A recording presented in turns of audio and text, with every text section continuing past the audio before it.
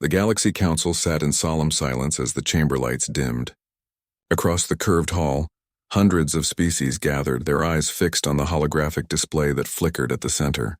The words glowing in stark blue were unmistakable: final demand to humanity.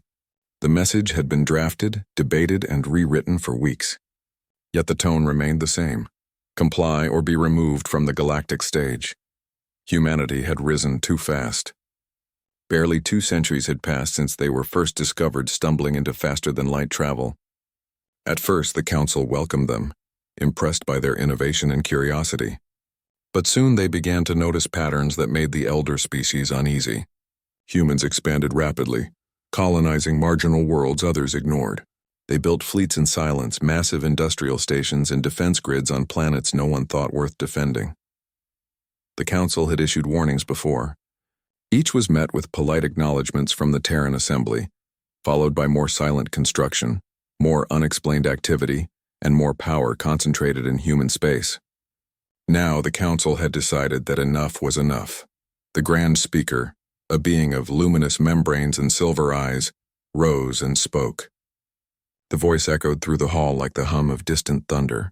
The Terran Assembly is hereby ordered to dismantle its strategic fleets, withdraw from contested systems, and submit its military plans for inspection. Failure to comply will be seen as open rebellion against galactic law. A hush followed. Even the air recyclers seemed to pause. Somewhere among the Council representatives, an envoy from a minor species whispered, "They will resist." Another shook his head. "They cannot. Not against the Council fleets." In the following days, the message was sent across the stars. It traveled through secure relays and diplomatic channels until it reached the edge of Sol space, where it was handed to the human delegation. The human representative, a calm figure in a dark uniform, read it in silence.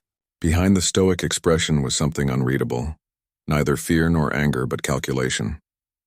When the message ended, there was a pause that stretched longer than any alien envoy expected. Then came the reply. It was only 3 words: "We respectfully decline." No emotion, no threat, just that. The Council erupted into fury.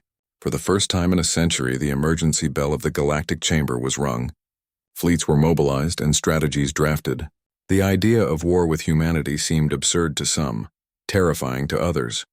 But the Council believed in its strength. It had ruled the galaxy for 10,000 years. It had defeated countless rebellions and crushed hundreds of pirate empires. To them, humanity was a young race blinded by arrogance. They would teach it obedience. The first strike came swift and confident.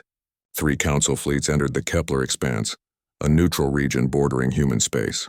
Their orders were simple: occupy, disarm, and intimidate. The fleets boasted ships that dwarfed the average Terran vessel, their hulls made from alloys that shimmered like liquid diamond. When they arrived, they found nothing but silence. No human ships, no defenses. The admiral in charge declared the operation a success. Then the stars flickered. Sensors screamed. One by one, the massive Council vessels went dark. Communications were jammed. Power cores overloaded. Out of the void emerged black shapes that absorbed all light. Human warships with no visible markings, moving in perfect silence. They didn't broadcast warnings. They didn't respond to hails. They opened fire. The battle lasted less than 10 minutes. When the Council tried to regroup, their admirals found their navigation systems corrupted, their targeting arrays showing false readings. Their ships turned on each other in chaos as human ships slipped between them like shadows. When it was over, only debris floated in the expanse. News of the massacre reached the Council within hours. Shock rippled through every capital. The Council demanded answers, sending envoys to the Terran Assembly again. This time, there was no reply at all. Instead, one by one, Council patrols near human space vanished. Entire listening posts went silent. Then came the data leaks. Images appeared across the galactic net showing human fleets assembling. Rows of warships lined in perfect formation, their hulls black and unmarked. With energy signatures beyond anything known, panic spread. Within the Council, factions argued. Some wanted immediate retaliation, others demanded negotiation. The Grand Speaker insisted that humanity must be brought to heel before its defiance inspired others.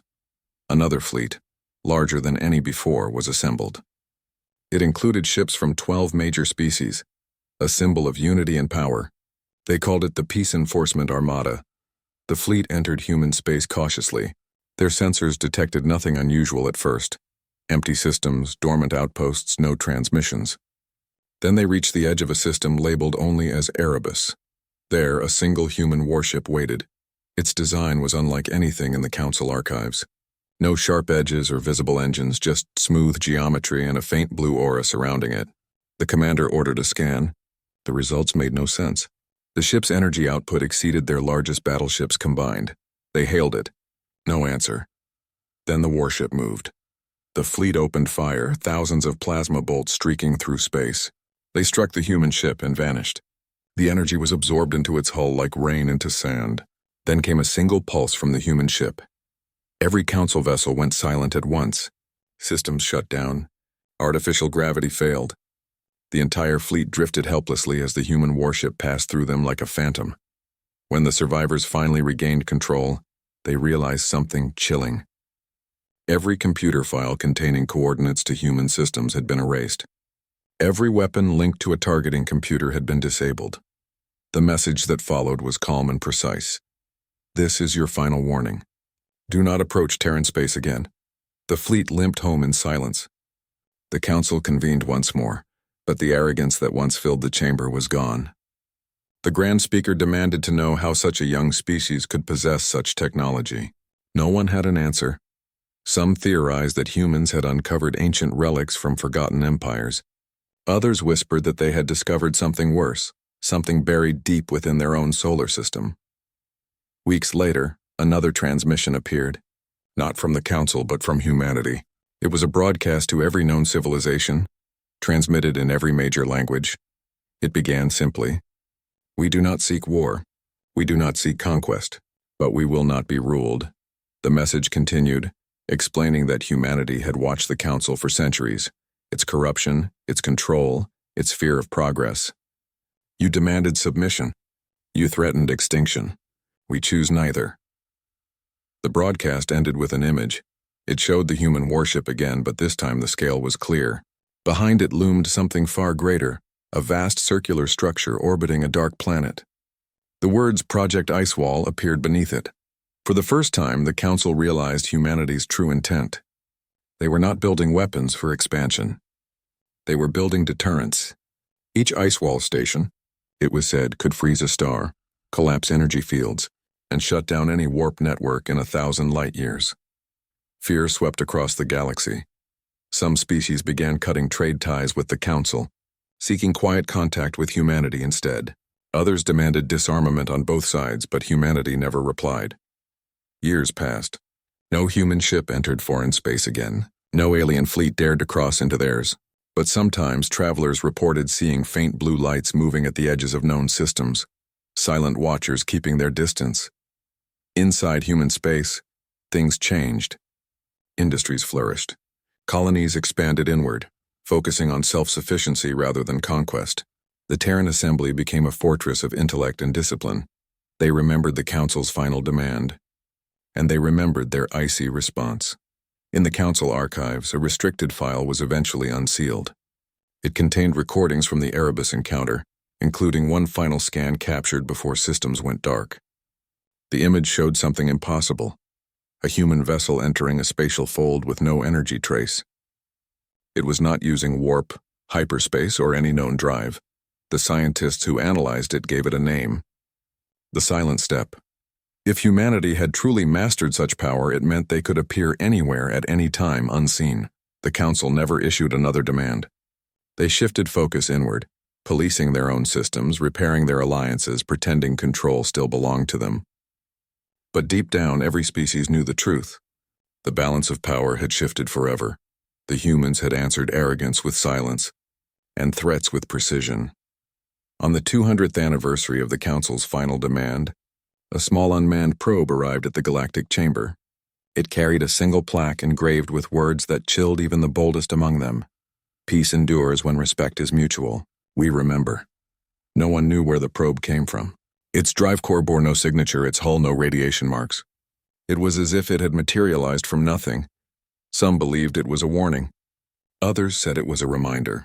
But the Grand Speaker, now old and faded, stared at the plaque for a long time and whispered to no one in particular. They were never seeking to conquer us. They were showing us how small we truly are. In the cold depths of the Milky Way, far from Council eyes, another human ship drifted silently through interstellar dust. Its crew watched distant stars flicker and fade, mapping gravitational